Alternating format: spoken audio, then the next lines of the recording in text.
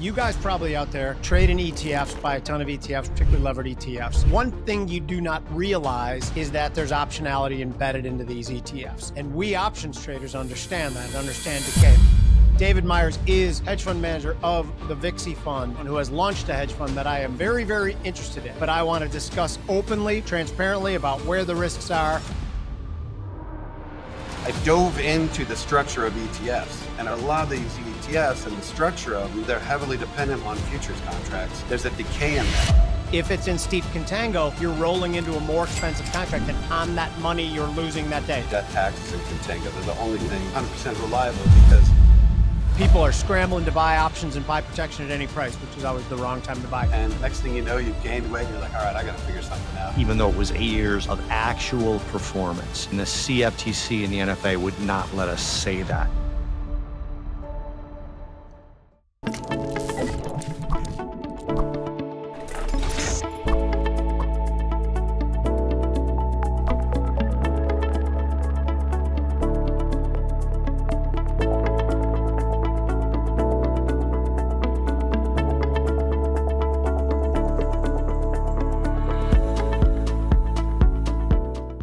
Welcome to the Futures Edge. I am Jim Iuorio. That's Bob Iaccino. We have a special guest today who has launched a hedge fund that I am very, very interested in. Before we get too deep into it, I am doing my due diligence. I expect you all to do the same. No recommendations yet, but it's extremely intriguing to me. I'm considering making this trade and getting involved in it, but I'm learning as we go, but I think it's fascinating. But before we get to that, let's start with our normal tomfoolery. David, how are you? Where are you coming from? Pacific Northwest, right? Yeah, I'm up in the Seattle area in a little town called North Bend, about a half hour outside of that. Does it rain all the goddamn time? Way too much. Way too much. There's a reason we keep trying to get to Arizona as much as humanly possible. It's raining. But is it really a thing that it weighs on your psyche because you get so many days of rain?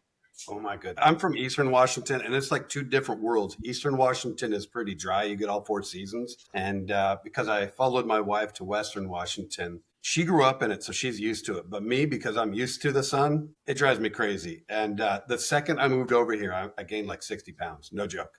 And do you think that's partly depression or just nothing to do? It's a weird, like, because I'm used to being outside and doing stuff nonstop, and then the rain. At first, you're like, I'm gonna still do all this stuff, and then you're like, no, I don't want that rain in my bones, because you feel it in your bones. Like cold, drizzly, and next thing you know, you've gained weight, and you're like, all right, I got to figure something out.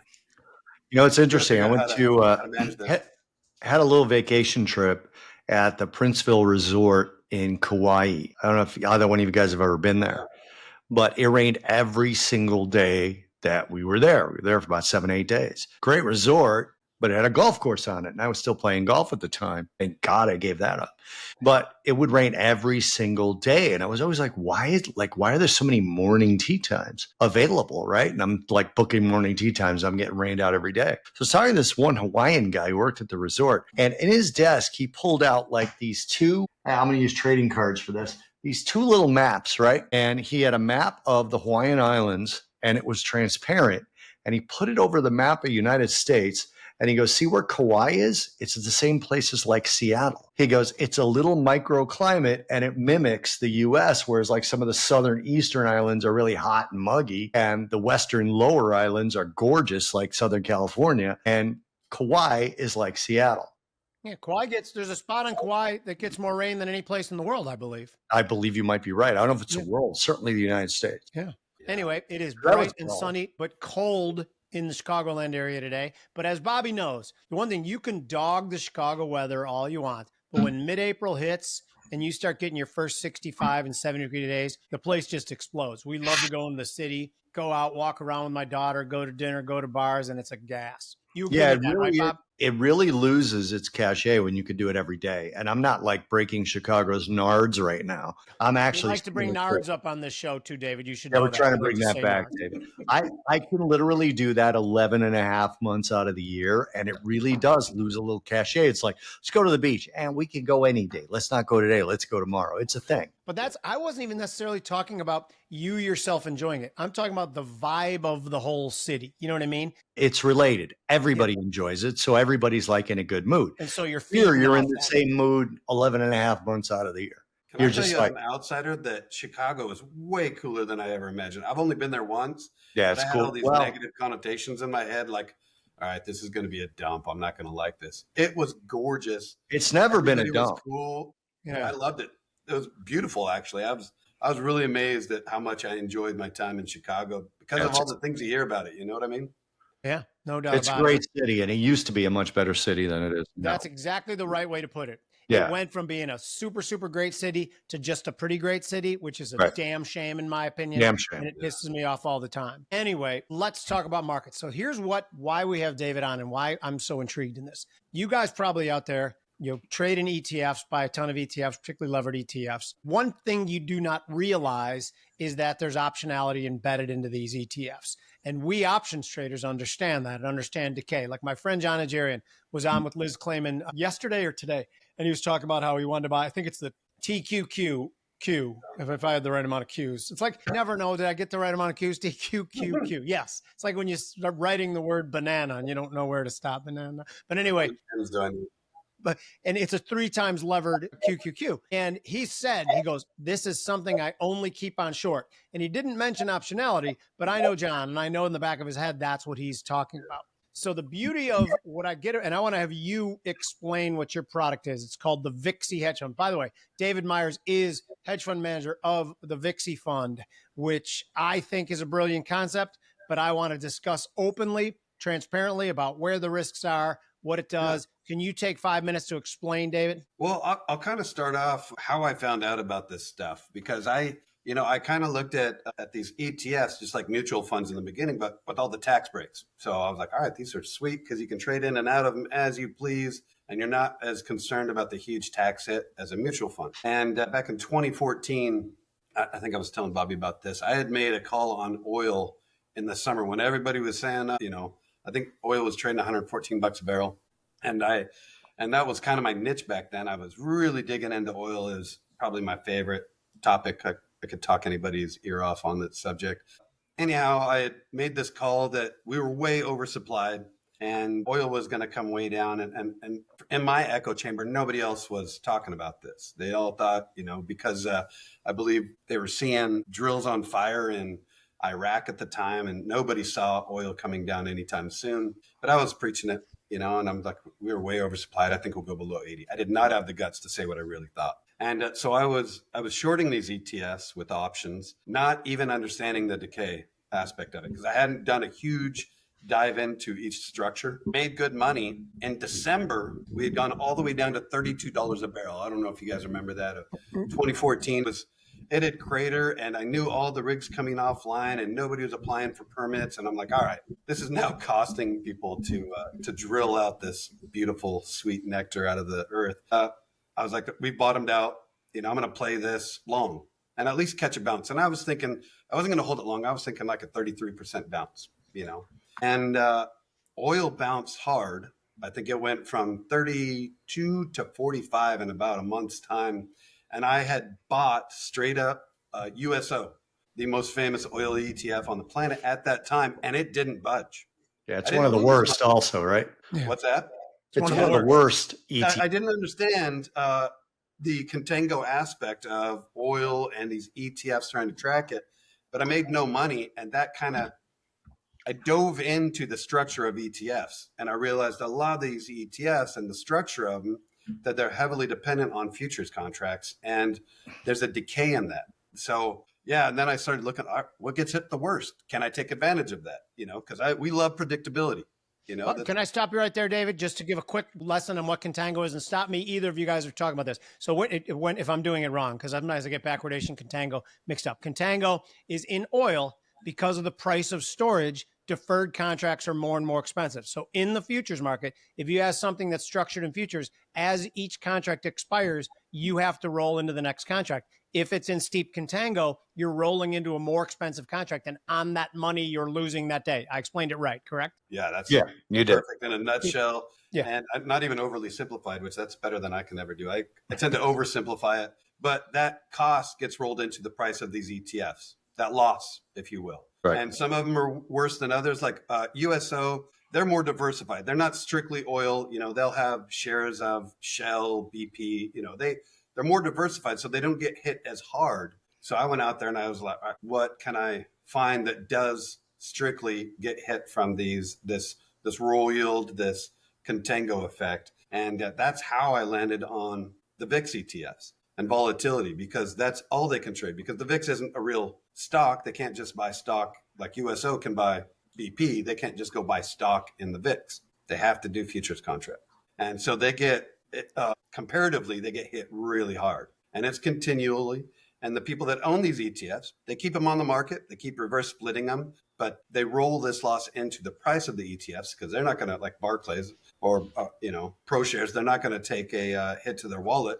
So they roll it into the price of these ETFs. I try to take advantage of that. So one of the things, like before David came on this show, the concern that was, well, what if I give away the secret sauce? And here's my opinion on it. I hope David agrees with me. I hope Bobby agrees with me too. And then Bobby, you got the next question. But this stuff takes a lot. I mean, it takes a team to be watching these things for entry points. I think for myself, and again, I'm looking at markets all day, but for me to be trying to execute this strategy on a consistent basis, I think is a lot of time consumption, and it's not my main focus. So that's why I think even sophisticated traders might be very, very interested in doing what you want to do here, which is, or Bobby, what do you got? Well, so I want to ask you in terms of like how that particular strategy applies to what happened now. Obviously, we had a massive spike in the VIX. Yeah. We had a pretty significant drop, or let's call it mean reversion, right, over the last day or so. And then we rallied up again today, right? So let's sort of play out, if anything, what you'd be looking at over the last 2 days. And not, again, I think Jim is right in terms of the secret sauce. People are going to be like, oh, seems simple enough. Then they start to dive in and they have a question and they don't have you to ask, because I'm sure you didn't just start trading this day one and go, wow, this is easy, right? But I shouldn't. You wish it was hard? I wish it was easy. No, I don't wish it was harder. It is very straightforward. Yeah. The language is like anything else. Whatever niche that we have, there's going to be like, I've always been confused on all the cryptocurrencies. I can't find any use for them that makes them profitable, but I can talk to 15 people that know way more about it, and they're hardcore believers, and they can talk my ear off. And I think it just sounds like gibberish. When it comes to the VIX, to me, it is the most straightforward thing and the most reliable thing on the planet. The people that are in this niche, there's a handful of us out there, and we joke around. We say death, taxes, and contango. They're the only thing that really are 100% reliable, because these ETFs have to get hit by it because of the way they're structured. And yes, like it takes a strong hand, a steady hand, because there are times like right now, the VIX is going up. To me, this is a massive opportunity. Mm-hmm. But there is somebody that could have gotten their timing terrible, and they might have to check their shorts a little bit. You know what I'm saying? Yep. And not their shorts in the market. But anyway. Yeah. Oh, by the way, can I ask a quick question? Sure. We talked about contango and oil, and contango in the oil market is obvious. Contango in financial instruments is more related to interest rates, related to the need to roll, to sell and buy the others, correct? Both those things. Is there any other elements of why there's contango in financial instruments? And this particular niche, you can always study it there. You can look up the futures contracts and seeing how much, is it in contango? Is it slightly in backwardation? And like that, all that stuff is kind of straightforward. It's easy to track as the oil. You just have to know what you're looking at. Right. Where to go. Yeah. Bob? Give me 1 second, would you? I actually have a little bit of a technical emergency here. So not like checking your shorts for the... No, I'm not checking my shorts. So the obvious question to me, because when I hear this, and I'm going to ask this too. Yes. So all I can think of was when Volmageddon, when was Volmageddon? Was that January of 20? It happens every 18 months, it seems like, but yeah. Right. And Vol screamed higher. So if you were short these particular contracts, yes, is there a situation where the investor could get wiped out? No, not the way we do it. No, if they're like Joe Schmo who doesn't know what they're doing, they go super levered up. Yeah, they could get stopped out. They could end up, lose their money and get margin called. But here's the problem, because they're going to, within a month or two, they're probably going to turn and be like, damn, I would have been in the money had I not been stopped out. Because it always comes back because of the nature of these things. It's like a huge backpack. I try to describe it. These things, they can scream up if they get in backwardation for a minute. Like right now, we're seeing the VIX popped at, I don't know what it is right now, at 45. 52.32. Geez. What's that? 52.32 right now. 52.32. Yeah, see, it's last I looked today, it was 45. So, that's a huge jump for one day. and it'll scare you. Now, if you get margin called or you don't have a steady hand and you're not, proportioning your entry prices right, and when these things do spike, yeah, you can take a hit.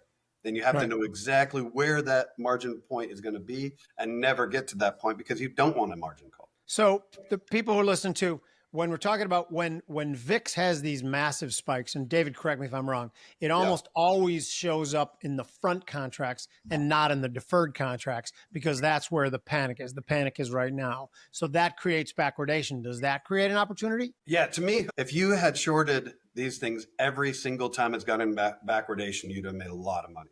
Now, It all depends on the timing. You know what I mean? Like sometimes it takes longer than other. 2020 COVID, that happened way faster than I would have ever guessed. Like we were back to normal within a month and a half. We completely shut down our economy, and these things were back in Contango within like 3 weeks. So what kind of data?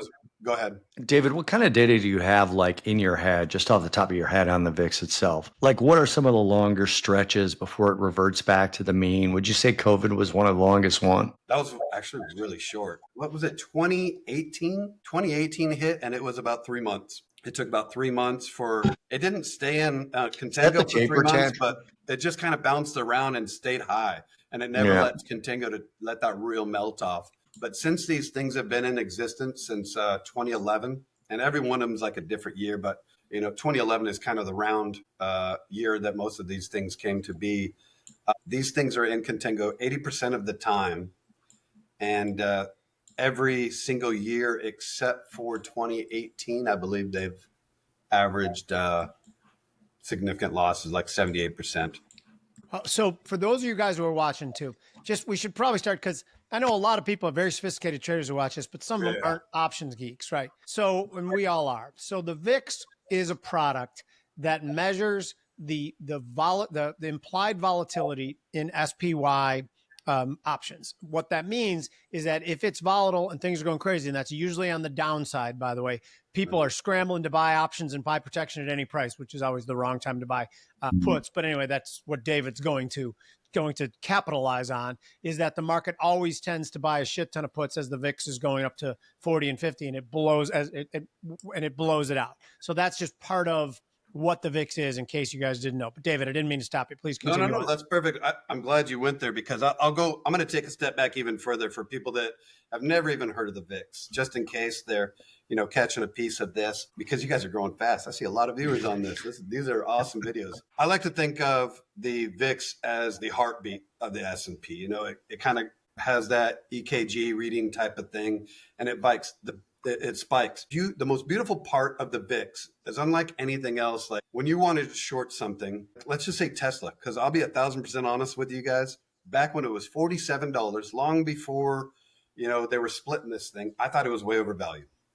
Okay. I never had the guts to short it, but I'm like, this is a car company. And it was already trading way more, price to earnings and stuff than I could ever see it making money, even if they supplanted all the other car companies. So I was like, I'm not going to short it, but I don't understand it. And I ended up just staying away from it. Now, had I gone short, I would have lost my money, 100 times over, right? That happens with traditional stocks when you short these. With the VIX, it has a cap because of this. The VIX is made up of options prices. It's all about protection, right? When people want to pay up for protection, it spikes the VIX. Well, there is a point on the VIX where you have maxed out protection. You're no longer going to pay for protection because at that point, you're losing money adding additional protection for the position that you hold. It's no longer financially viable. It doesn't make sense anymore. It's just a mathematical fact. It gets to a point where it's like you're hedging beyond zero almost sometimes. Right. Anyway, and that is the beauty of the VIX, is because it has a cap. Like, it doesn't matter. I mean, we could get in World War III, the VIX is going to have a cap. There's going to be a point where people are like, all right, I've already spent way too much money for protection. It's no longer cost efficient, no matter how much of a position I hold. And because of that, that's the beauty of this. And that's why I can step in knowing, all right, yes, there is a chance that I mistimed this. It could go against me for a little bit, but there is a cap on it, unlike traditional naked shorting, where Tesla, for example, I could lose way more money than I put into my trade and never see that return. But because of this, because of Contango, it adds all those levels of security that, all right, my timing sucks. Because it happens. Nobody's perfect on our trades. If my timing sucks, And I've used the correct amount of diversification into these ETFs and not over levered. I can simply wait for it to come back to me. All right. So I just quickly looked it up, and according to several AI bots, I'll call them, the maximum level intraday the VIX has ever reached, the VIX futures. Can I guess? Go. 82. David, do you know it? I thought we hit 97 in August. D3, according to, AI's wrong all the time. Yeah, I thought and it may not have been intraday. It might have been aftermarket, but I thought that was intraday. And then the VIX record close was November 2008. By the way, the intraday was also November, as you might have guessed. I'm sorry, October of 2008. It was also 2008 was what I meant to say. Yeah.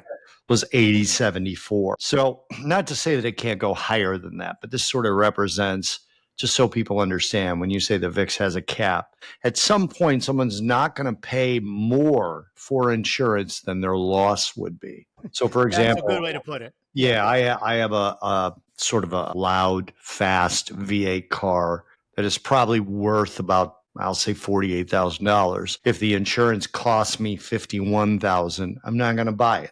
It's going to take the loss on the car. So it is absolutely factual that there has to be a cap to the VIX at some point, even if it's much higher than the record that the VIX has reached. So it begs the question for me, it's a two-part question. Number one, how do you manage margin calls if your timing is wrong? And number two, what does a loss look like for you? In other words, if I said to you and by the way, full disclosure, I'm not invested in this. I don't believe you are either, Jim, at this stage. It's something we're both kind of considering. But what does a loss look like? This is something I would ask as an investor. If you have a bad day or a bad week or a bad month, what happened and kind of what does it look like on a percentage basis? So we have navigated. For the purpose of the NFA and the CFTC, don't say you've never had one. Go ahead. I know that game by them, but go ahead.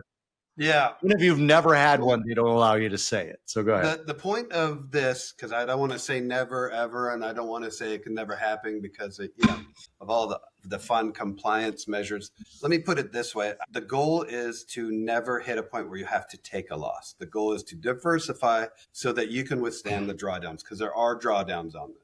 There's never going to be a perfect timing. I wish I was perfect. Everybody wishes they were.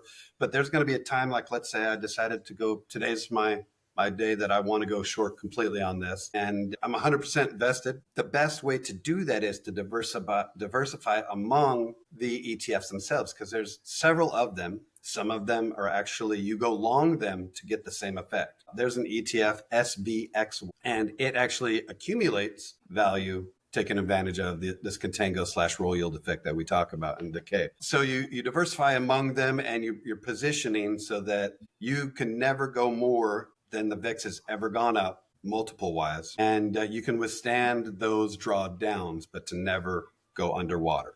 That is the point of this. Now, obviously, I can't say that I will never, ever take a loss, but the point is to never, ever get stopped out and market. So I guess if I could, to follow up to that, sure. You do have drawdowns. Yes. So I'm sort of putting on my CIO hat now, because like I had you're a fund of funds thinking of investing. Yeah, I was a fund of funds guy for about 7 years, and I was one of the original investors in the fund, and I was a principal, and I was on the investment committee to research emerging managers, which technically you would fall in that heading. So putting on my CIO hat, I'm like, okay, I understand that you're never going to try and take a loss. But you mentioned drawdowns. To me, that kind of falls in that same category. So What does a theoretical drawdown look like? And by the way, just so everybody watching this knows, the first 8 years of our fund of funds, we did not have a losing year. And the CFTC and the NFA would not let us say that, even though it was 8 years of actual performance. Yeah. So I want to stress that. So David is going to be under these rules down the road where, they literally said, no, it makes it look like you can never have a loss. David's not saying that'll never happen. I want to stress that before you even do. Yes, 100%. Can I take a quick break here for just a couple of housekeeping things? We remember the question, David? It's so hard to take care of housekeeping things in this show because we all talk.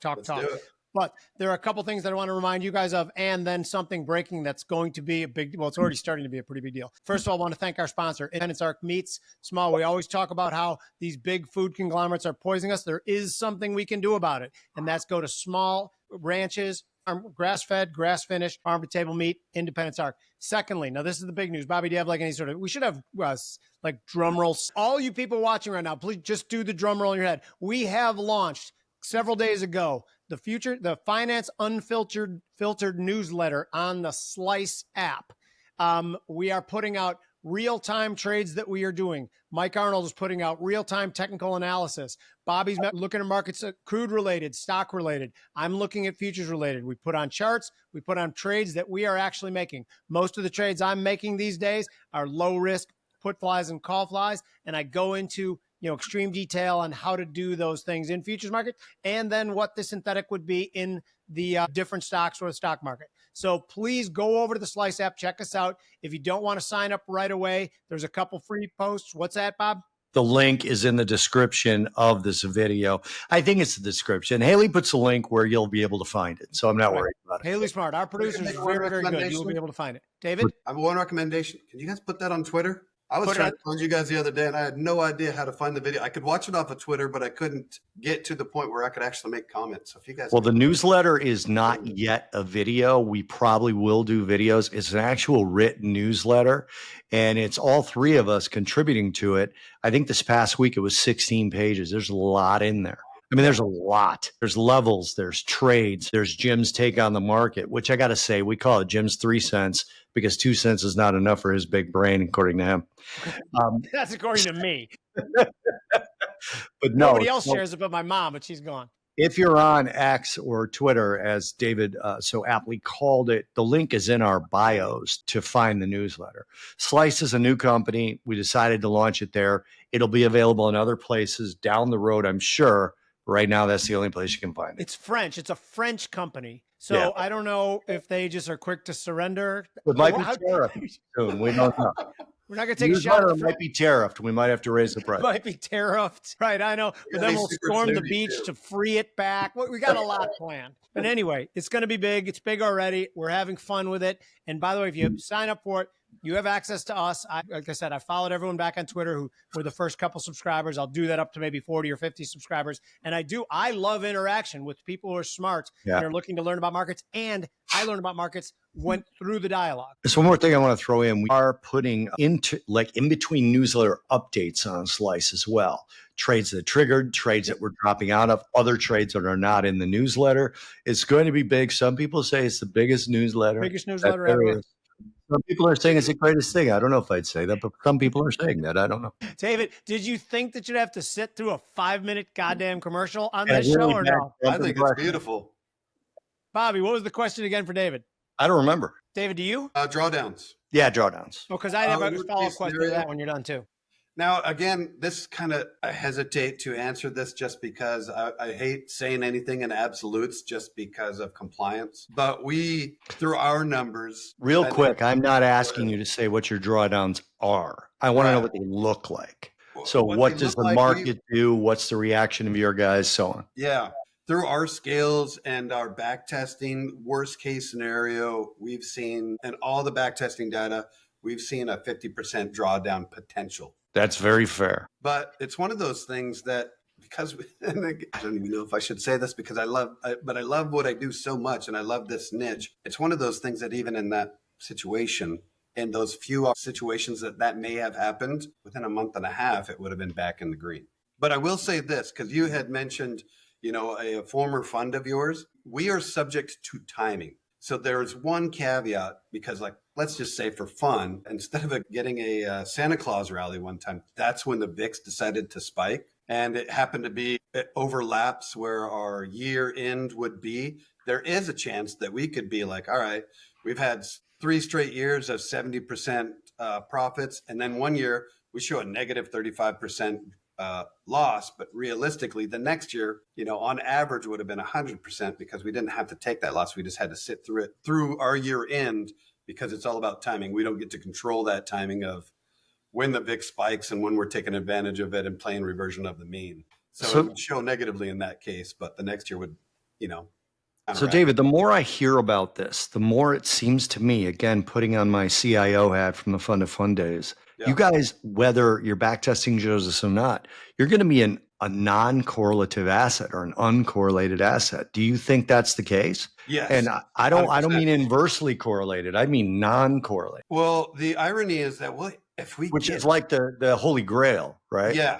We're not correlated in the fact that like we don't need markets to be good. We need to have opportunities to play reversion of the mean. So the bigger the spikes, for example, we're in a spike right now. That's awesome for us. Now, we don't need the market to make all-time highs again, where a lot of people would get them back to even, right? We don't need that at all. We play reversion of the mean, and we're in the money. So yeah, it's not necessarily correlated at all, and we actually love it when there is volatility. When a lot of money managers do not. I got to say this, Jimmy, before you get the next question. David just said all new time highs. That's how Mike Arnold says it. Something about that phrase that he can't he's got a one phrase what do you call it? Yeah, he's got a one phrase glitch in his vocabulary. He always says all new time highs, always, instead of new all-time highs. I would say it's like this dyslexia of this one phrase. So what does a good year look like to you? Like if you buy NVIDIA and NVIDIA triples, you hit a home run. Are there home runs in the decay game? Yeah, to me, because like, let's say no money manager is going to go all in on NVIDIA. They're going to be diversified. That's going to be one home run out of many positions, right? Right. Well, with what we do, we are playing the decay game. So we're looking at to average about 70% per year. To me, that's a home run all by itself. You know what I'm saying? Because I'm not going to have like Nike may be down 15%, but I made 135% in NVIDIA. So average out, I make 25% in the market. That's a great hedge fund right there. 25% in the market. We're trying to get 70, right? You know? So okay. To me, every year, that's a home run, if you will. Okay. And this is going to be the tough question, but we're always really, really honest with our people out there. And this is going to be the tough one. Is there any sort of scenario where somebody gives you 200 grand, that 200 grand evaporates in a weird market anomaly, and then he owes you another 200 grand, like what happened in the Volmageddon with that guy who did the apology tour? There is... Because of the way these are structured, and again, I cannot deal in absolutes. I cannot say or guarantee anything. I don't think that is possible given the structure of the ETFs that we invest in. And okay. I don't know how else to word that perfectly. Yeah, no, I mean, I don't know if it's even a consideration. I don't want to get in trouble, so if I worded that incorrect, I know our SEC lawyer is going to let me know. I think you've been pretty honest about it and pretty cautious about what you want to say, because I had a private conversation with you and I feel like I know what you want to say. Which, by the way, what Bobby's alluding to is guys like us who trade futures and trade options get really fired up about a product like this because we're always so tired of losing money on rolls. We're always so tired of losing money on decay / theta. We're always tired of that. And when someone wants to build a better mousetrap to put us in the driver's seat on that, our eyes light up a bit. So we want to say man, this sounds fantastic, which it does, but we all have to do our due diligence and figure out exactly where the gaps are, where the risks are. And then again, nothing in life isn't guaranteed. So you just move forward. You buy Apple and that could go to 0 too. Yeah. And let me put on my advisor cap just for a second. There is no recommendation where I would say somebody should give me or our fund 100% of their portfolio. This is something that you allocate a portion of your portfolio. Supplemental. Yeah. It hedges everything else. Yes.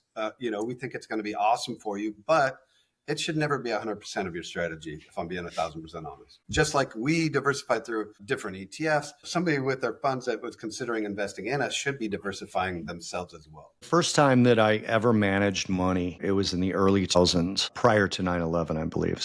And we had 2 clients, right? And Jimmy, you would probably know one or both of these guys if I mentioned their names. They were floor traders who said, I like what you guys are doing. Let's start a quick commodity pool, right?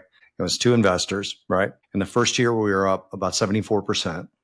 And the second year, we were up about another 48%, somewhere in that range. I don't remember the exact numbers. And I remember talking to them and saying, look, we're going to be high risk, high reward, right? That's what we're going to be, right? So you go 74%, another 48%, right?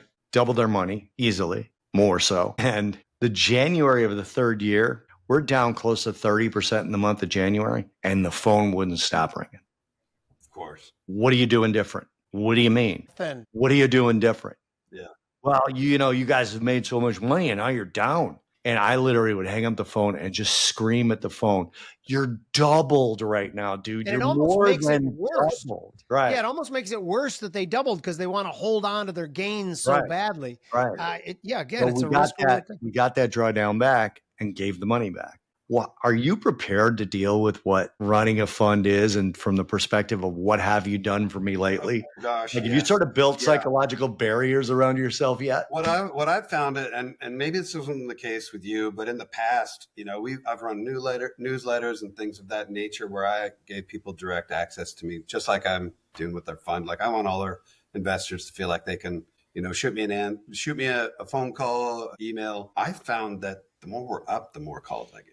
Interesting. Does that happen with you? Because they'd be, oh my God, we had 50% month, and they get all excited. And they're like, should we sell now? And I'm like, well, no, let's let Contango take its effect, because I think there's going to be more to this. But yeah, I've always found that I get way more calls when we're up, as long as, everybody understands that, yes, we're going to have drawdowns. They got to have the stomach for it, because they're going to be able to have full access. They're going to log into their account and see that, oh, shoot, we're down 15% in July because the VIX spiked at the wrong time.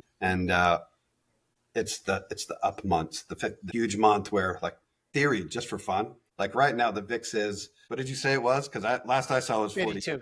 52. Yeah.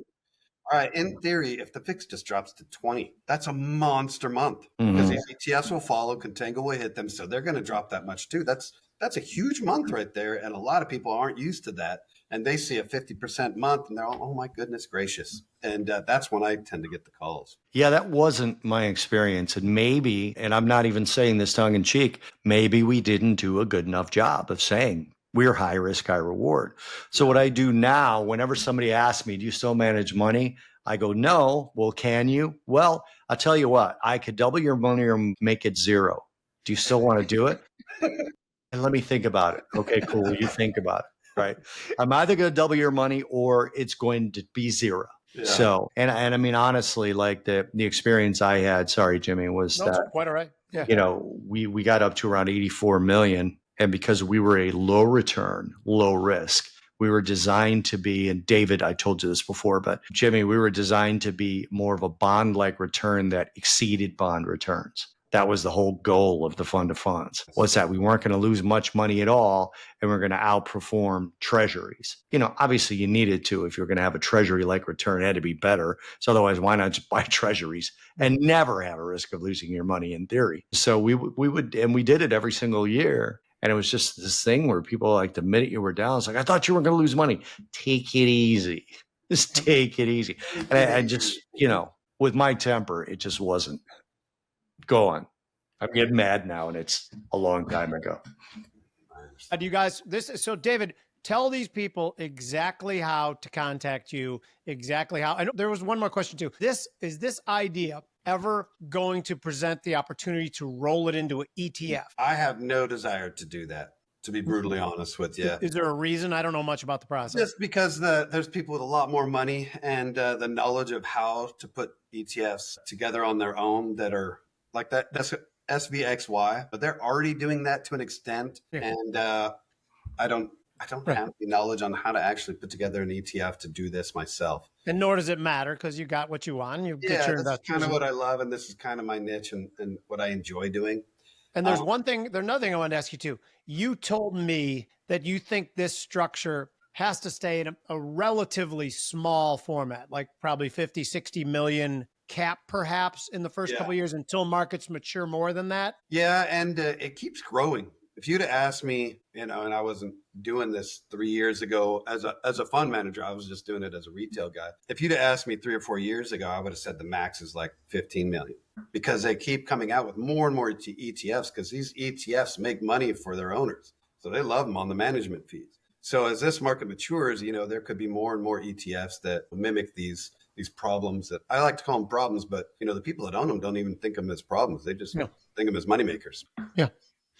Yeah, I was long them. I used to think, when they first came out, by the way, I'm an options trader and a futures trader. How I didn't realize what the optionality would be in these structures is beyond me. But again, we all make mistakes. Me, some probably more than others. But it blew me away. Yeah. Well, you were going to say, how do you contact you? Where's the website? What do you do? Well, we're Vixy Hedge.com. VIXY hedged.com. If you guys don't mind, I'll give you guys my email address or the website so we can post it below if that's possible. Yeah. And yeah, I'm always open to these conversations. I love chatting about it, or you can find me on Twitter. And on Twitter, I am my old handle. I think it's alacartecharts.com. Oh, that's what it was. Because I was just looking for it. I interact with you all the time, and I couldn't remember what it was when I was looking it up. Yeah. Did you say it was alacartes.com? A la carte charts. I think that's my handle on Twitter. No .com, just a la carte charts. I don't think you and I follow each other. I've been following you, buddy. You've been following me, huh? I'm just kidding. I've been watching you. That's right. Watching you. Right. So real quick, before people reach out, there you are. A la carte charts of stocks and baseball. Yeah, I have two passions other than family. It's baseball and it's stocks. We're going to have to talk about torpedo bats before we leave here. But Bobby, what were you going to say? Yeah, and I also want to talk about that Pittsburgh Pirate phenom, and I have a criticism of the media coverage of him. But anyway, what I wanted to ask you was, it's accredited investors, right? I mean, it has to be accredited. It's about when people who might reach out. If you don't know what an accredited investor is, look it up. You're likely not one if you don't know what it is. And I'm not being smart. I'm not sure that's true, Bobby. So many people's net worth has changed so much over the last few years, and the rules for that. Let's ask Grok what an accredited investor is. You doing it now, or should I? Yeah, I'm doing it right now. Yeah. David probably knows. Yeah, we know all the rules. But I like to hear what it says. I have to put my reading glasses on. Oh, in annual income exceeding 200 or 300 combined, net worth exceeding 1 mil, or professional credentials like the kind of licensing we have. Yeah. So there's 3 thresholds. You only have to meet one of those 3 thresholds to be an accredited investor. Yeah. Okay, let's talk about torpedo bats because they're important to me now. Here's my thesis. Okay. Go for it. If I have a bat that feels light in my hand, and I remember this from my playing day. When I'm feeling strong and the bat feels light, I'm a good hitter. That's why when steroids were in, and remember for 10 years, there was a big argument that are they using steroids or not? I used to have arguments with my buddies all the time. Like, of course they're using steroids. Look at the size of Barry Bonds' head. They're like, how would that even help you in baseball? Of course it would help you. You dial up a bat a little bit bigger, and even that bat feels lighter in your hand. You think the torpedo bats are actually something? And they started last year. I mean, there was guys on the Cubs who were using them last year. What do you think of them? I think it's much ado about nothing. I'm being brutally honest with you. This all came about because the Yankees mashed the Brewers in the first series of this season. And that just could be because the Brewers suck. It is because the Brewers suck. Okay.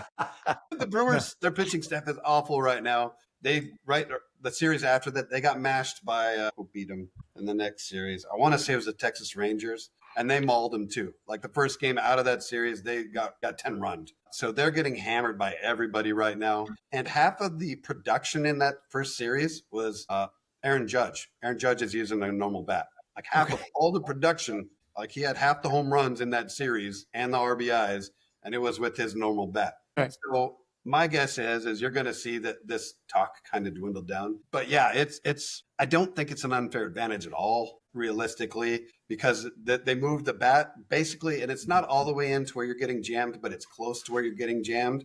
And if you're getting jammed, you don't have a great swing and you're not getting around quick enough anyways. Yeah. So you're going to have problems, and then pitchers are going to adjust. Like, all right, this guy's handling stuff on the inside better, so I'm going to go outside, because they're going to look at the analytics of where this guy's hitting the ball harder. And the torpedo, it has to be that it's worse contact on the last 4 inches of the bat than it would conceivably be in a regular bat, right? I mean, that's and where the last 2 inches of the bat is now going to be much less viable. So the outside corner is going to get hot to anybody swinging a torpedo bat in theory.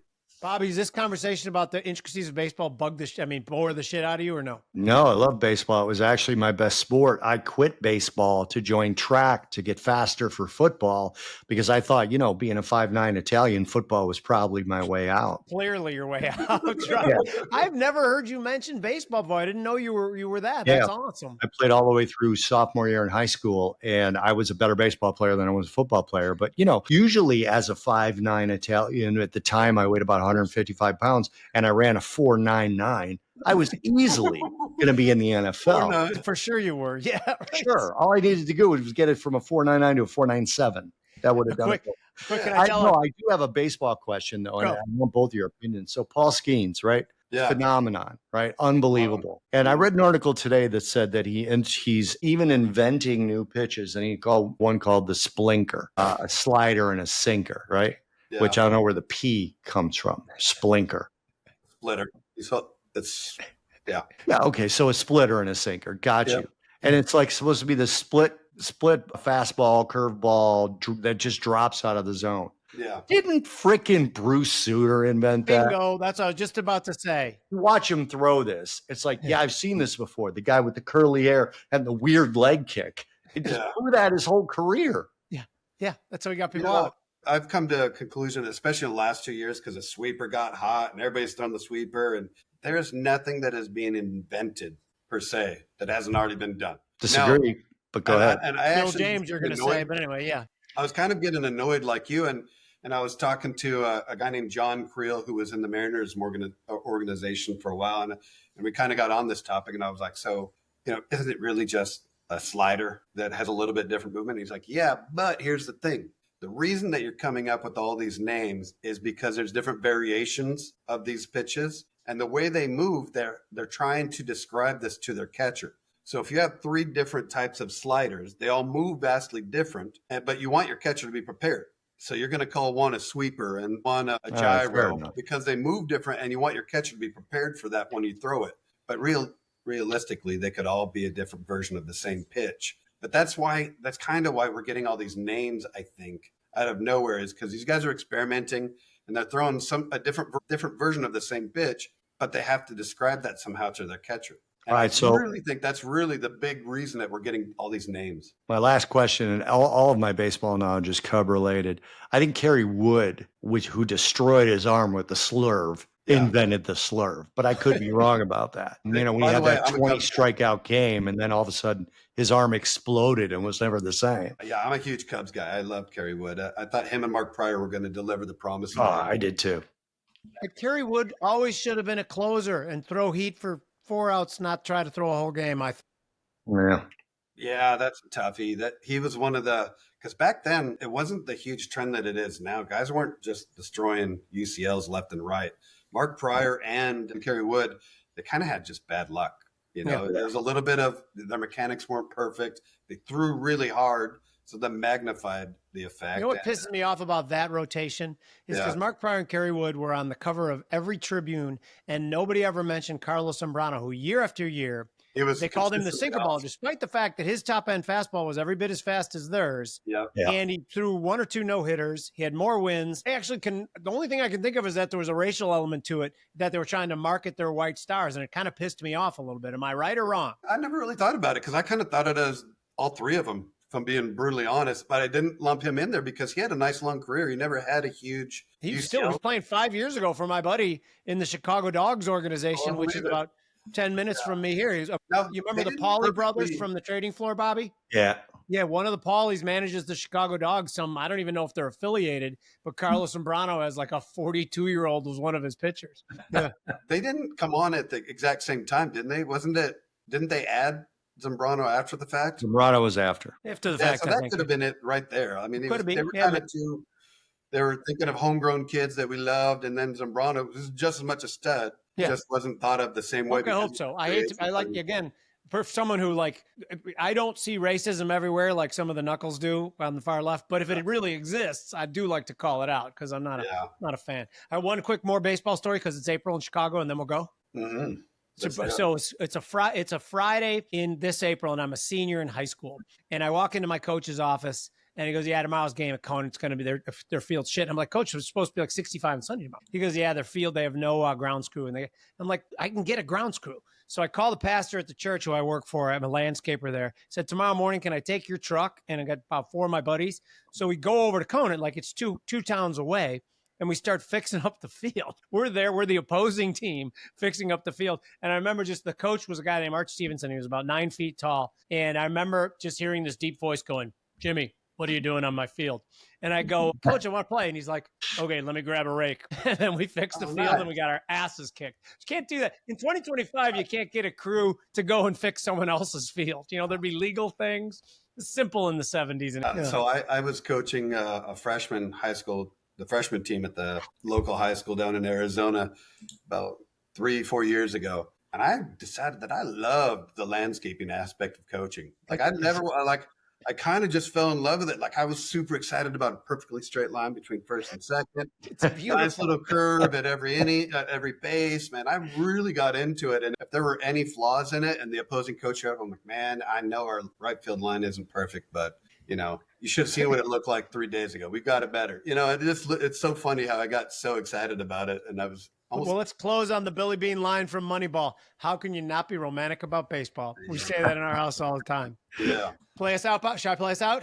Yeah, we're done. Let's do that. Okay, you guys. Thank you guys so much. Remember what Bobby and I's mission were. We were in legacy media for 25 years each. In legacy media, there's always some overzealous producer or a sponsor telling us what we could and couldn't say. We might be wrong. Our opinions might be stupid and bullshit, but at least there are honest opinions that are not shrouded by anything else.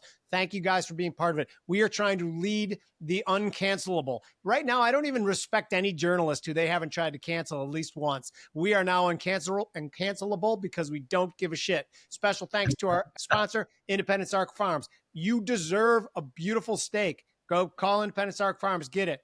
Now, the newsletter. Please go on and check us out at Slice. You will not be sorry. We're putting a lot into this, and it's going to be a lot of fun and hopefully a lot of value to you. Our initial round of subscribers seem to really be appreciative of it, and I think you guys will be too. This is the Futures Edge. That's David Meyers. Check out his hedge fund, Vixy Hedged. That's Bob Iaccino, who fled Chicago because he was scared of winters and has to be in his delicate system needed 80 degrees every day, and we hate him for that. Thank you guys for joining us on the Futures Edge. Thanks for having me.